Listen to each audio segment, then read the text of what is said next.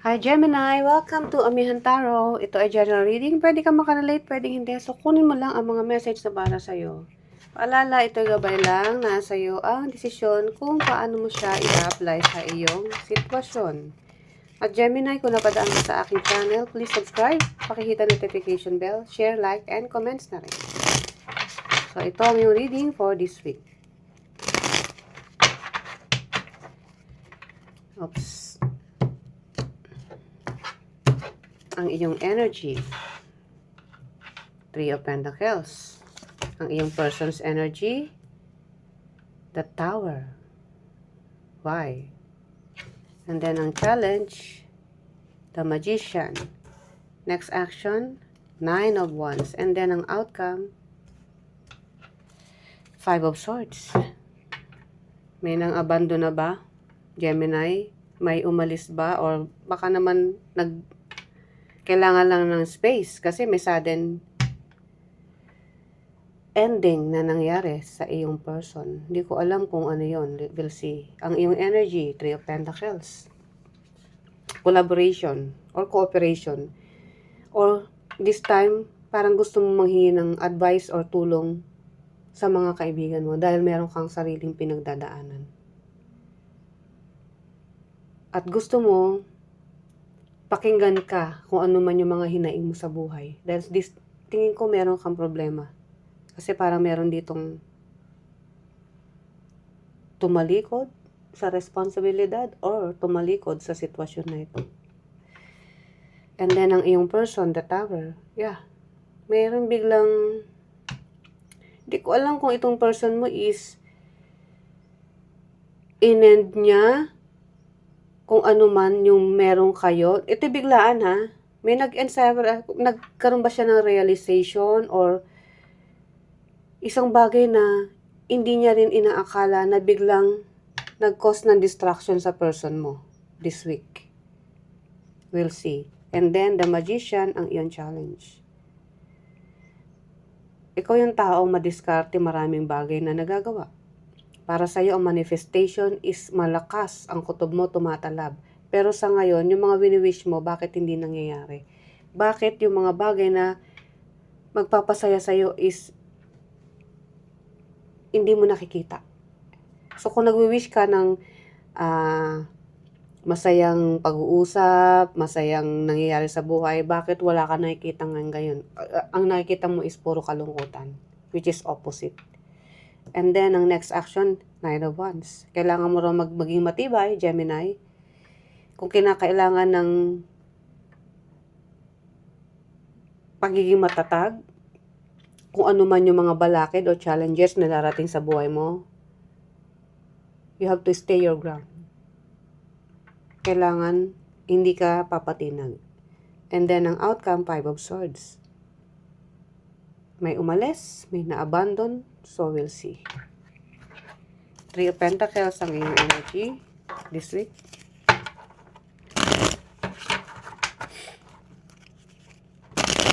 So, universe, anong paparating na energy or message kay Gemini? Three of Pentacles.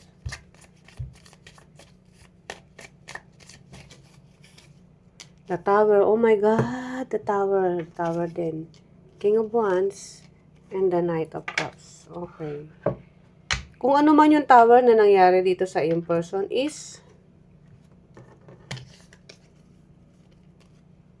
hindi siya is nagkaroon ng Tower sa'yo, which is ito. Ang dahilan is ikaw. Na hindi ina-expect ng person mo na gagawin mo sa kanya. Na kung dati ikaw ay malambing, binibigay mo lahat. Effort mo, time, at nakikita niya yan. Kumbaga, nakikita niya kung paano mo siya itrato. Yung pagmamahal, yung pagkikare. And then suddenly, nag-iba. Na ikinashock ng iyong person. So, ano ang ginawa mo sa kanya, Gemini? Either napuno ka na ba? Kasi nangangailangan ka rin ng advice ng iba eh. Or may na-discover ka ba na hindi niya alam. Nagkaroon ka rito ng reality check eh. Kasi para sa'yo, mahal mo siya, bibigay mo lahat. Ikaw nakita ko nag-offer na love dito. And then, ikaw rin ang tumapos kung ano man tong relasyon na meron kayo. Na kinabigla ng person mo. Okay. Hindi ko alam kung sinong tumalikod. At sa tingin ko ikaw. Anong ginawa niya? I don't know. The Tower, Four of Wands, the Death card, and the Page of Wands. Ito nakikita ko both side, ikaw or siya, punong-puno kayo ng pangarap. Nung una pa lang may pagpaplano na naganap dito. At yung pagpaplano na yun is in regard sa inyong stability when it comes sa future nyo.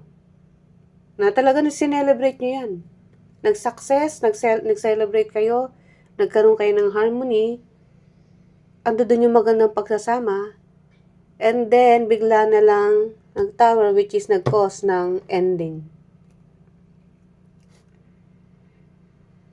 Ang tanong ko rito is, ano ba ang totoong nangyari dahil yung dating pangarap na natupad naman, nakita ko natupad. Nagkaroon kayo ng talagang pagsasama na maayos. Pero ngayon, bigla mong kinap, hindi alam ng tao na to kung paano siya makaka-move on or mag-new beginning sa buhay niya.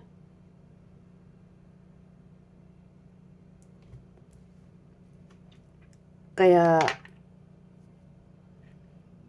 hindi ko alam kung ano pinag-awayan niyo. Hindi ko makita rito, Gemini. Kaya nga sabi ko, kung ano man yun, ikaw ang nakakaalam. Dahil ikaw rin ang tumapos. Okay. And then, ang challenge, the Magician. So, nakikita ko rito, yung mga pangarap mo, na dapat nakikita mo ngayon, which is ito, isa sa mga pangarap nyo, na natupad, na parang wala na ngayon. Kumbaga, bumaligtad na. Yung dating masaya, naging malungkot. At hindi mo matanggap. Yes, ikaw ang tumapos, pero hindi mo rin matanggap sa ngayon. Sa pera nga. Five of Pentacles, Page of Swords, and the Seven of Cups. Punong-puno kayo ng pangarap. Lalo ka na. Pero itong taon to may mga ginawa. Na sabi niya, ito nakikita ko rito while binubuo mo yung pangarap niyong dalawa, nakikita kong mas nag-e-effort ka rito Nangako tong taong to na palalaguin niya kung ano yung meron kayo. Pero hindi. Sinayang niya.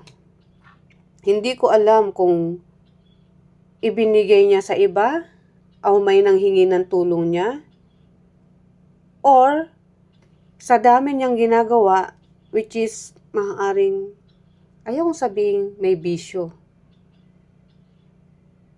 Kasi nakikita ko lang naman dito is, nangako siya kung ano yung dapat, palaguin kung ano yung meron kayo,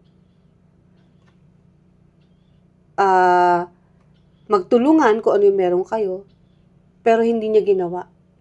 Ang nag-e-effort na lang talaga is ikaw. At lahat ng mga pinag-ipunan ninyo ay unti-unting nawawala na nagkakos sa'yo ng struggle.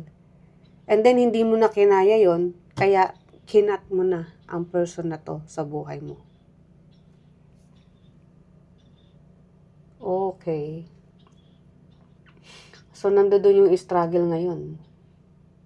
Yung iba rito sa inyo, Gemini, nagkukos pa sa inyo na ng parang hindi maganda yung pakiramdam mo when it comes to health dahil sa nangyari. So, yung pangako niya na pag-aanihin niya ang inyong kung ano man ang meron kayo, is hindi niya tinupad yun. Wala.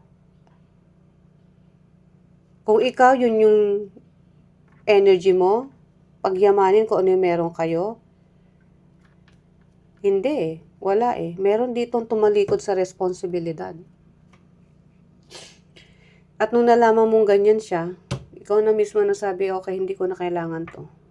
Tapusin na natin. Wala nang patutunguhang maganda to. Na kailangan mong maging matatag ang iyong next action. Nine of Wands, clarify natin. Six of Pentacles, the Devil, and the Sleep. Okay. Talagang ano, mas pinili mo pang umalis, magkaroon ng kapayapaan, pero hindi na kasama itong tahang to. Dahil na-realize mo na yung mga pinaghirapan nyo or yung stability na meron kayo is hindi pala ganun ka, hindi pala balance or hindi pala give and take ang nangyayari rito. Ikaw yung give ng give, itong taong to take ng take. Hanggang sa naubos na pati ang pasensya mo. Ayan, nakikita ko rito. Support ka ng support. Kasi nga, mahalaga sa'yo eh. Take ng take. Iba-iba naman palang ginagawa. Yung iba rito ha, sa nakikita ko ha, may mga ginagawa to na makamundo. Kung ano yung makamundo, alam mo na ibig sabihin nun. Nasa tamang age ka na, so you know what I mean. Para sa kanya, doon siya naliligayahan.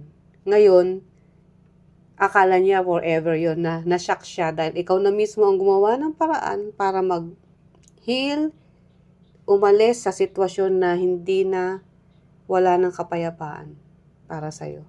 So, mas pipiliin mo yung peace of mind mo, yung health mo. Gusto mo ng, yung payapa, mananahimik ka na lang. Yung iba rito, pupunta talaga sa ibang lugar para lang hindi na makita tong taong to. And then, ang outcome, Five of Swords, Page of Coins, the World card, and the Chariot. Yes, moving sa direksyon na mas payapa ka, magiging matatag ka. Don't worry, nakikita ko rito, Gemini. Yun yung magiging next action mo. Pero hindi nakasama to sa next journey mo.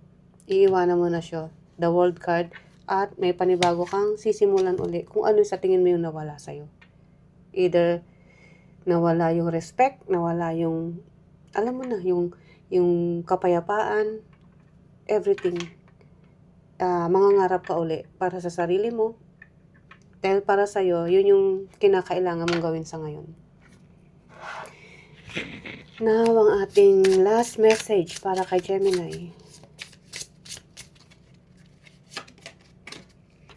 The truth isn't always black and white. Yes. Yung akala mong tama, akala mong kakampi mo, akala mong solid ang samahan ninyo is hindi pala. So, nung nagising ka, kinat mo na tong taong to, kinat mo na lahat. Dahil ganun katindi yung impact na ginawa niya sa yung pagkadismaya mo, lahat, yung tiwala mo, yeah, everything. So, ang outcome, mag-move forward ka na, which is mag-heal, and then, magpapanibago ka uli, bubuuin mo uli yung mga nawala sa'yo, like yung pangarap mo. Okay, Gemini, ito ang iyong reading. I hope nagustuhan mo. See you uli sa mga susunod pang reading. Bye!